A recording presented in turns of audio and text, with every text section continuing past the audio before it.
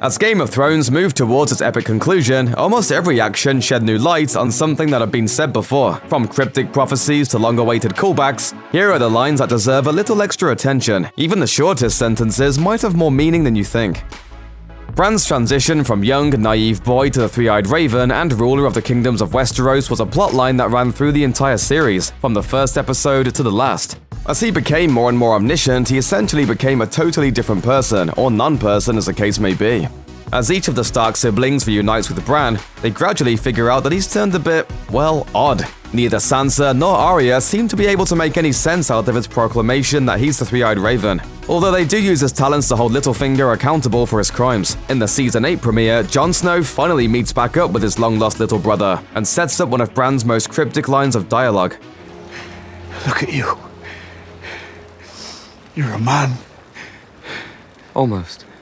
In the context of the final episode, Bran's reply here takes on an entirely different meaning. Not only does it indicate that he's not quite a regular man as the Three-Eyed Raven, the almost hints that he still has a major piece of his destiny to fulfill, being named as the new king. Why do you think I came all this way? It's not surprising that Jaime Lannister's return to Winterfell brings with it some fairly awkward reunions, considering that the last time he came to visit to the Northern Castle, he tried to kill a child by shoving the poor kid out of a window. As we're all well aware though, Jaime the Kingslayer has plenty of other sins under his belt that go beyond his long-running affair with his own sister. Of course, nobody besides Bran knows that Jaime is the man who tried to kill him all those years ago. The things I do for love. As Jaime stands in front of both the Stark and Targaryen factions at Winterfell, ready to answer for his crimes, he comes face to face with Bran himself. He seems to be steeling himself for the moment where Bran reveals one of Jaime's worst moments, but that revelation never comes. Instead, Bran simply echoes Jaime's exact words from the moment where Jaime pushed him out of that tower. The things we do for love.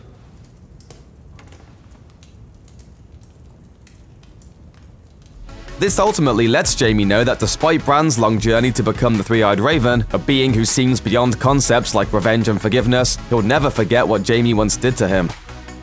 One of the season's most heartbreaking moments comes right after the assault on Daenerys and her fleet. After losing one of her dragons, Rhaegal, to one of Qyburn's Scorpion Spear launchers, her ships are attacked by Euron Greyjoy. In the skirmish, Missandei, who has long been one of Daenerys' most trusted advisors, is kidnapped by Greyjoy soldiers. Tragically, Missandei ends up losing her life, so Cersei can prove a twisted point to Daenerys. Offered the opportunity to speak her last words, Missandei gives her final response.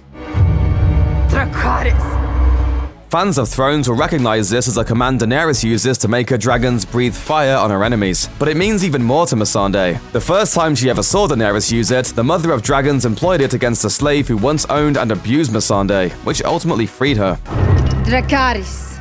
Even though Missandei can't directly unleash dragon fire with her last words, it's one last reminder of how much Daenerys has given her and how much power and love Daenerys inspires in her subjects, as well as the burning rage Cersei has now unleashed.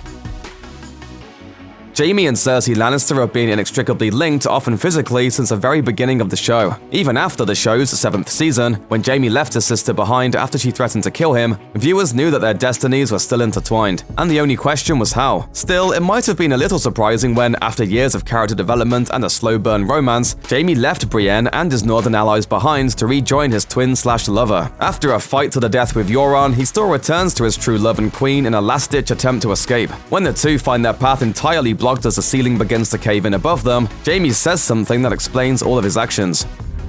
Nothing else matters. Nothing else matters. Only us. Since the beginning, these two have stuck together, and as Jaime told Brienne back in Winterfell, almost every evil act he committed was in service to her. For Jaime, a few years of playing the role of a good guy just aren't enough to erase those sins. To him, the only thing real is his relationship with Cersei, and they deserve to die together.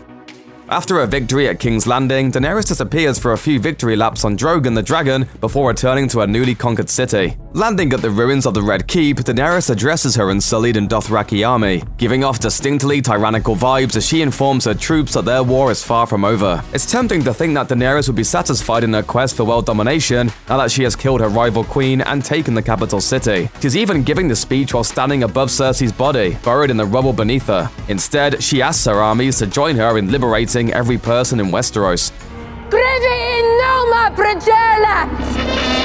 The speech is made to an overwhelming roar, but at this point, the only wheel left to break is the one of conquest that Dany's going to roll across the continent. Daenerys has always pledged to rid the world of injustice, but in her quest for total control of every inch of the Seven Kingdoms, it becomes frighteningly apparent that she's more power-hungry than anyone anticipated.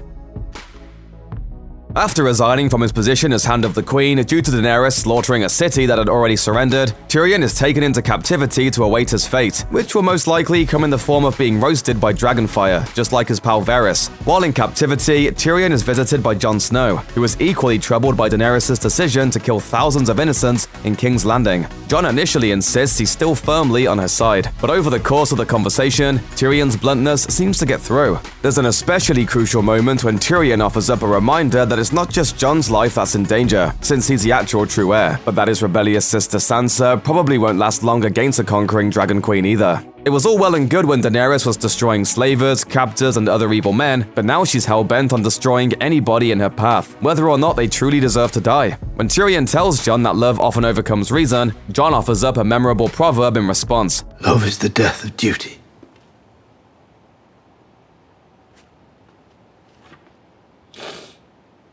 You just came up with that. The line actually came from Maester Aemon Targaryen, with whom Jon spent time during his first stint with the Night's Watch at Castle Black. Tyrion, however, has an equally sage response. Sometimes, duty is the death of love. With that line, Tyrion leads Jon to his inevitable fate, and the realization that Jon must kill Daenerys to protect Westeros. With that, Jon leaves to give Dany one last chance to step back from the edge of world-conquering madness, and when she doesn't, he does his duty at last.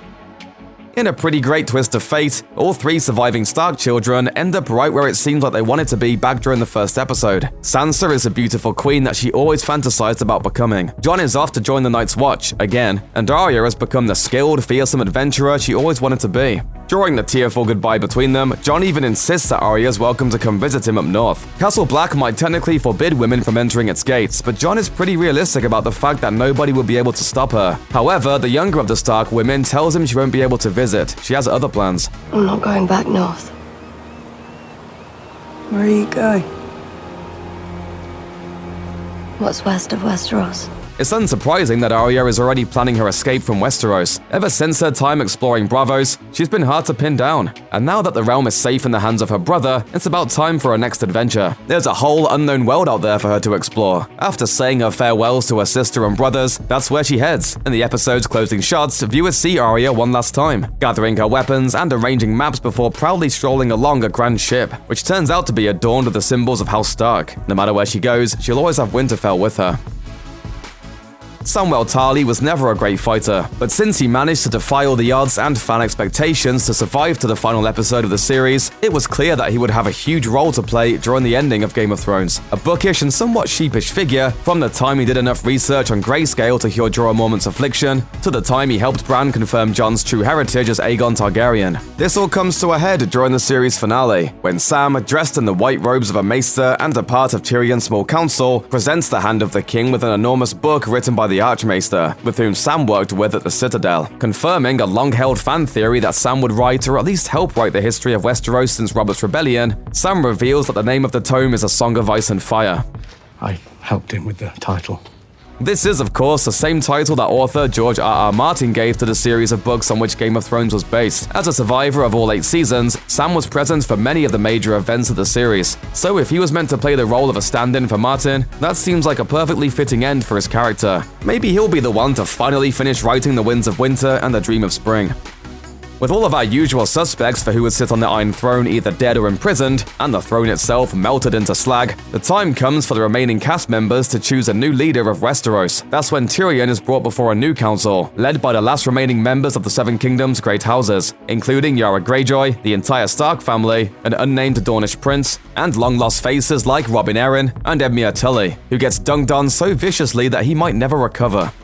I don't understand.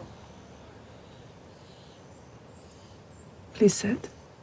Tyrion is nominally there to stand trial for betraying the Queen, so it seems unlikely that he'd get the chance to suggest the next ruler of Westeros himself. As usual, however, he's full of surprises. Asked if he would like to rule, he says that he doesn't want it. But having had some time to mull it over, he's made up his mind about the best candidate, and he reached his conclusion for a pretty surprising reason. He tells the assembled nobles that stories are the most powerful things in the world, and then makes this endorsement. And who has a better story than Bran the Broken? By suggesting Bran Stark as the next king of Westeros, as well as suggesting that all future rulers should be chosen by a council rather than simply born into their title, Tyrion finally breaks the wheel Daenerys fought so hard to destroy, introducing a more merit-based system of monarchy into the Seven Kingdoms. You've had a strange journey.